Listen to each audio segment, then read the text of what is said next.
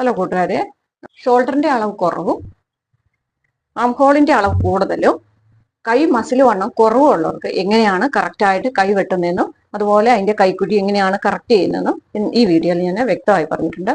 അങ്ങനെയുള്ള പ്രശ്നം അനുഭവിക്കുന്നവർക്ക്, അതായത് ആം ഹോൾ കൂടുതലും മസിൽ വണ്ണം കുറവുള്ളവർക്ക് കൈ എത്ര കറക്റ്റ് ചെയ്താലും ചില സമയത്ത് കറക്റ്റ് ആകാതെ പോകും.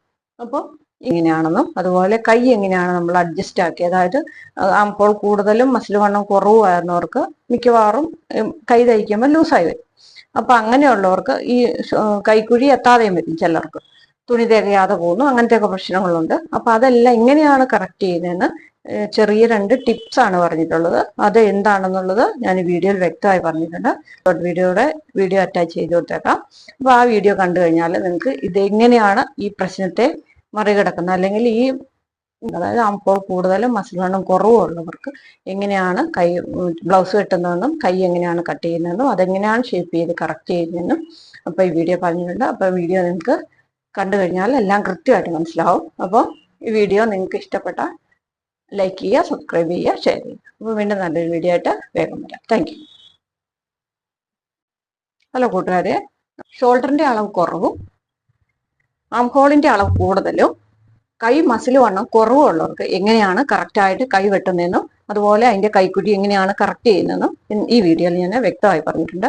അങ്ങനെയുള്ള പ്രശ്നം അനുഭവിക്കുന്നവർക്ക്, അതായത് ആം ഹോൾ കൂടുതലും മസിൽ വണ്ണം കുറവുള്ളവർക്ക് കൈ എത്ര കറക്റ്റ് ചെയ്താലും ചില സമയത്ത് കറക്റ്റ് ആകാതെ പോകും.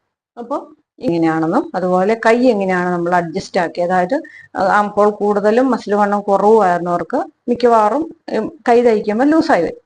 അപ്പൊ അങ്ങനെയുള്ളവർക്ക് ഈ കൈക്കുഴി എത്താതെയും വരും, ചിലർക്ക് തുണി തികയാതെ പോകുന്നു, അങ്ങനത്തെയൊക്കെ പ്രശ്നങ്ങളുണ്ട്. അപ്പൊ അതെല്ലാം എങ്ങനെയാണ് കറക്റ്റ് ചെയ്യുന്നതെന്ന് ചെറിയ 2 ടിപ്സ് ആണ് പറഞ്ഞിട്ടുള്ളത്. അത് എന്താണെന്നുള്ളത് ഞാൻ വീഡിയോയിൽ വ്യക്തമായി പറഞ്ഞിട്ടുണ്ട്.